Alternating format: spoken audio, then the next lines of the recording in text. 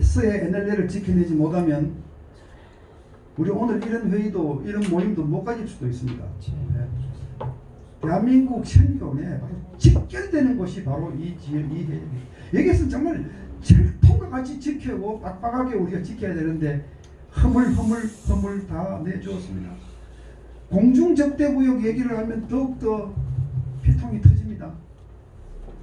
신문 보시면 아시겠지만요, 이 휴전선의 동쪽 지역은요, 폭 40km씩, 그러니까 도합 80km, 서쪽 지역은 20km씩 도합 40km를 비행금지구역으로 정했습니다. 비행금지구역. 네. 더 전문적으로 말씀드리면 고정익 비행기 금지구역입니다. 고정익, 날개가 딱 붙어 있는 거, 보통 항공기입니다. 그리고 이제 이 무인기는 무인기대로 또 10km 안에는 무인기가 안 들어간다. 이렇게 또 따로 정했어요. 무인기가 뭔지 아시죠? 사람 타지 않는 드론 같은 겁니다. 예. 자, 이게 왜 심각한 문제냐? 이 부분은 정말로 심각합니다. 우리 대한민국 군과 미군은요, 지금까지 한국전쟁 이후 지금까지 하루도 쉬지 않고 북한 지역을 정찰 감시해 왔습니다. 오른쪽에 보시는 저 비행기들이 바로 휴전선 일대를 계속 날아다니면서 북한 지역의 동태를 살펴온 정찰기들입니다. 이 맨 밑에 있는 이 비행기는 미군이 운용하는 유투기인데요. 이 유투기는 공중 까맣게 뜨죠. 유투기에서 사진을 찍으면요, 평양까지 찍습니다. 평양까지. 이제 멀리 있는 사진, 멀리 찍는 사진은 영상이 흐릿하죠, 그죠? 가까이 있는 사진은 좀 더 또렷하고 이런 걸 전부 종합합니다. 송골매, 요거는 무인기 아닙니까? 요거 조그마한 비행기도 사람이 안 타는 거. 이런 거는 바로 휴전선 인근을 날아다니면서 요 가까이의 북한군 동태를 살피고 또 더 긴 거는 더 긴 쪽의 동태를 살피고 이렇게 해서 매일 그 정보를 한국군과 미군이 같이 합쳐서 놓고 문제 있다 문제 없다 판단하고 이렇게 해서 수십 년 세월을 우리가 살아왔고 경제개발을 해온 겁니다. 그러면 북한군은 이런 감시 정찰 항공기를 운용을 하고 있었겠습니까? 어느 목사님 답해 보시죠. 북한군은 또 했겠죠? 안 했습니다. 북한은 이런 항공기 없습니다. 자, 그러면 이제 다른 분이 한번 답해 보시죠. 왜 북한은 안 했을까요?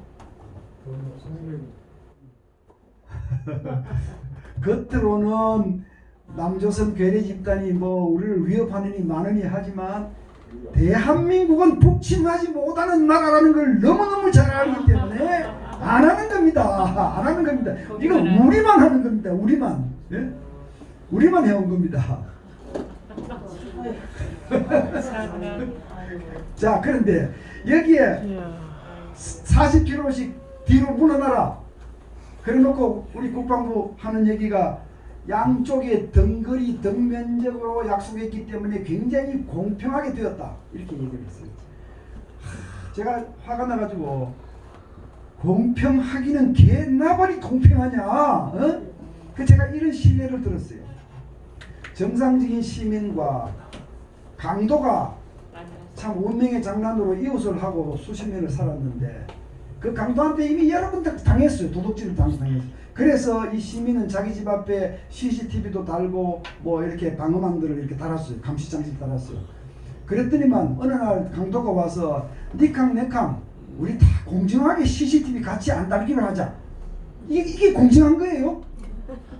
시민은 강도 집에 들어갈 일이 없어요. 에? 공자와 방자를 구분하지 않았습니다. 공격자와 방어자를 구분하지 않았습니다. 북한은 공격자고 우리는 방어자 아닙니까? 방어자한테는 눈과 귀가 더 밝아야 됩니다. 방어자는. 그거를 같이 안 하기로 했다고 얘기를 하니 이러고도요 만나면 할 말이 너무너무 많아요. 이 사람들 앵무새처럼 막 지금은 뭐 군사위성 뭐 시설이 좋아서 뭐 40km 뒤에서 찍어도 다 똑같이 본다.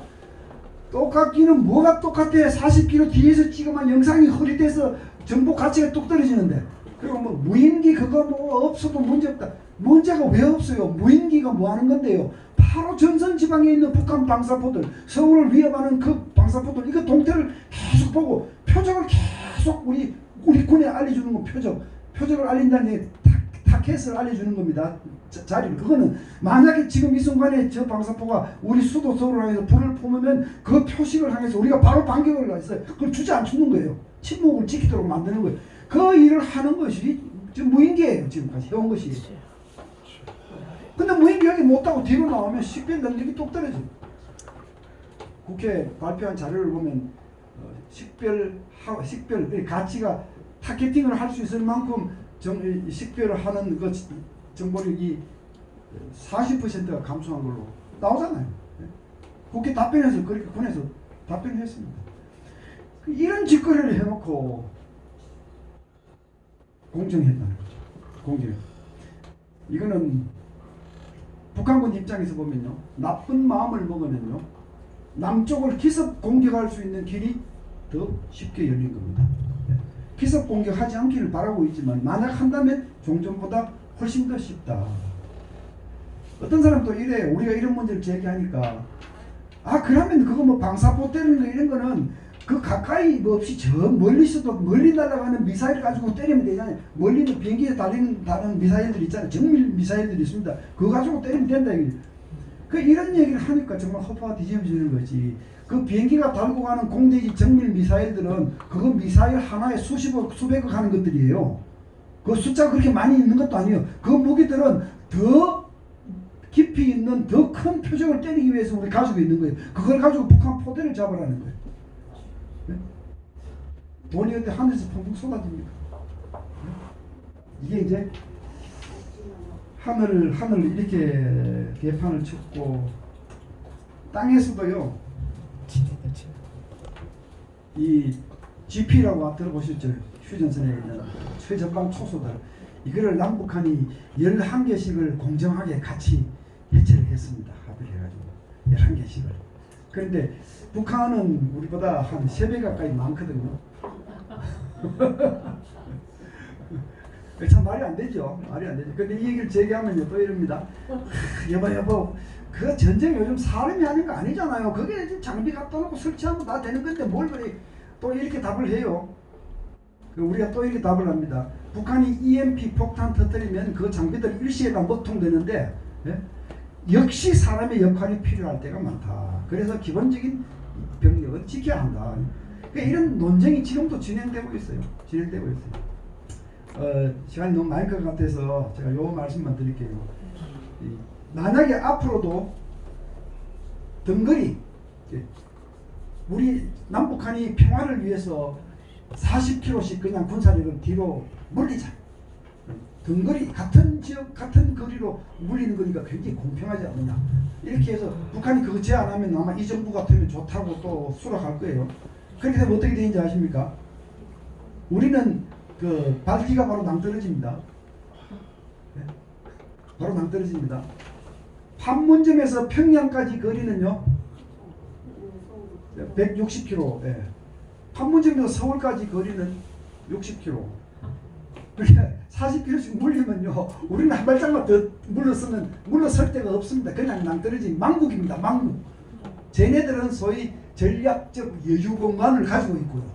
그러니까 이런 상황을 다 대비해서 얘기를 하면 지금 이 정부가 북한한테 이 9.19 공동 군사 합의를 통해서 해준 짓거리는 대한민국을 망국으로 이끌겠다는 작심을 하지 않고는 이렇게 못하는 것이다.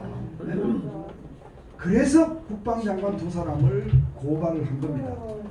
고발했다고 해서 처벌이 될 것이냐 말 것이냐 그건 별개의 문제지만 자, 다 했습니다. 마지막 요 2장 남았습니다. 이거 한번 보십시오. 이게 지금 지뢰밭입니다. 지뢰밭을 이렇게 탁 캐내가지고 박스에 담아가지고 비행기 싣고 또 철책선을 탁 뜯어내서 비행기에 실어가지고 북한에다 투하를 한다. 이게 말이 됩니까? 말이 안 되죠. 그죠? 그러니까 우리가 지금 지뢰밭을 이렇게 지뢰를 가지고 있는 것들은 그냥 공격하는 사람이 넘어오면 못 넘어오도록 막는 역할을만 할 뿐이지 이게 북한을 위협하는 무기가 아니라는 겁니다. 땅에 붙어 있잖아요. 예? 철책선 마찬가지잖아요. 예? 이게 땅에 붙어 있지 이게 북한이 날아가는 폭탄이 아니잖아요. 이거 왜 걷어냅니까? 왜 걷어냅니까? 내력이 좋고 아무런 이유가 없는 거예요. 아무런 이유가 없는 거예요. 왜 놔두면 되는 이루어지기 거예요. 위해서는 그 정답. 이거 못 걷어내서 날리고 탱크 장벽들 걷어내고 철책선 걷어내고 지뢰박 걷어내고 그래서 제가 내린 결론이 이거는 아니다. 이건 정말 아니다. 이건 아니다. 네? 이거 왜 그러면 가만 놔두면 되잖아요. 우리 안보가 이런 상황입니다. 제가 뭐 목사님들 앞에서 너무 많이 떠드는 것 같습니다만은 글쎄요, 목사님들 기도 제목을 정하시는데 도움이 될까 싶어서 제가 감히 요 끝나는데 지금 대한민국 자유민주주의 대한민국 위에 죽음의 그림자가 떠돌고 있다. 왜? 이 정부를 나라를 떠맡은 사람들이 대한민국을 위해서 일하는 사람들이 아니라 네? 이 책임도 우리가 져야 된다. 우리 국민이 뽑았으니 우리가 져야 된다. 이런 생각을 가지고 이런 문제. 그다음에 안보는 이거 자해 행위를 한 거거든요. 제가 시간이 없어서 이런 얘기 한마디도 오늘 못했습니다. 사실은 뭐 지소미아권 전작권 연합사 해체 뭐 이 방위비 분담금 협상 연합훈련 취소 이런 얘기들 자세히 지금 얘기 못하고 수박 거달기로 제가 말씀드렸습니다. 그러나 이런 것들이 우리가 지켜내야 할 것들이죠. 자, 이 정부도 지금 기로에 서 있을 겁니다. 이건 뭐 사회주의 국가로 바꾸려고 시도해봤더니만 여기저기 저항이 만만치 않네. 계속 밀어붙일까 말까 아마 고민할 겁니다. 고민할 겁니다. 이런 얘기를 보면서 고민할 겁니다. 이게 이제 아까 저 동영상에서 제가 소개한 그 회의 장면인데요. 이분이 미 외교 저 하원 외교위원장 엘리어트 엥겔 의원이고요. 한국에서 4사람이 갔습니다. 최광 전 보건복지부 장관, 김태영 전 국방부 장관, 이석복 대한민국 수호 예배 장성단 운영위원장, 김태우 저 이렇게 4사람이 갔습니다. 아까 동영상을 보셔서 아시겠지만 저는 이 3가지를 호소를 했습니다. 강하게 호소를 했습니다. 지금 광화문에서 우리 애국 국민들이 벌이고 있는 저 사투, 자유민주주의, 동맹, 시장경제, 종교의 자유, 언론의 자유 이런 것들을 지켜내겠다고 하는 사람들인데 미국이 저 사람들한테 관심을 쓰고 서문을 해라. 미국이 등을 돌려야 될 대상은 문재인 정부이지 저 사람들이 아니다. 이제 이런 얘기를 했고 문 정부가 있는 동안 주한미군을 감축하거나 전작권 연합사 체제를 흔들거나 이런 중요한 변경, 동맹의 변경사항은 하지 말고 인내심을 가지고 기다려달라. 한국 국민의 다음 선택을 믿고 인내해달라. 한국을 사랑하는 정부가 들어왔을 때 그때 합리적으로 상의하자. 지금은 아니다. 이제 이런 얘기를 했고 3번째는 트럼프 대통령이 그때 아까 동영상에 나온 대로입니다. 제발 좀 헛소리 같은 소리 좀 그만해라. 그 지금 뭐 6배를 한꺼번에 내놓으라고 얘기하는 건 이게 지금 날강도짓인데 이런 식으로 하면 우리가 동맹을 수호하기 위해서 예를 아무리 써봤자 다 허사예요. 다 그냥 반미 감정이 더 확산돼 가지고요. 동맹을 지켜내지도 뭐야. 이게 당신들이 뭐라는 거냐. 이것도 문재인 정부 있을 동안에는 적당한 선에서 매듭 짓고 제대로 된 협상은 다음에 정상적인 정부가 들어왔을 때 하자. 이런 호소를 하고 들어왔습니다. 시간이 한 1시간 20분 정도 한 것 같습니다만은 오늘은 여기까지 하도록 하겠습니다. 감사합니다.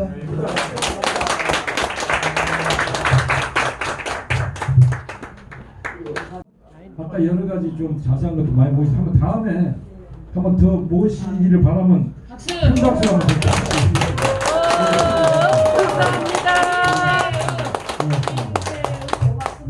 그러면 뭐 너무 시간이 갔기 때문에 우리의 목표 제청 한번 하고 그냥 회의를 하도록 하겠습니다. 앉아주셔도 됩니다. 다 끝났습니다. 여러분 우리의 목표 하나 좀 갖다 주시죠. 제가 읽도록 하겠습니다. 마지막에 4글자만 3번씩만 재창을 좀 해주시기 바랍니다. 우리의 목표 1. 우리는 말씀으로 천지를 창조하시고 말씀대로 독생자 예수 그리스도를 보내신 여호와께서 말씀으로 새 시대를 이루실 것을 확신한다. 확신한다.